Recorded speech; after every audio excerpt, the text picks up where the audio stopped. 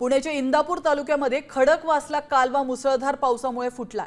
पावसाच्या पाण्याने एवढं भयंकर रूप घेतलं होतं की यामुळे परिसरामध्ये प्रचंड पाणी झालंय। आपण या दृश्यांच्या माध्यमातून पाहू शकतो। या ठिकाणी देखील खडकवासला कालवा फुटलेला आहे आणि या कालव्यातील पाणी मोठ्या प्रमाणात वाहू लागलंय।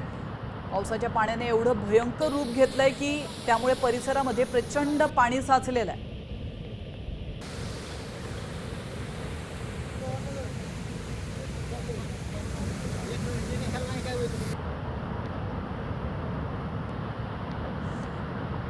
तर पुण्यातील खडकवासला कालवा फुटल्याची ही दृश्य आहे।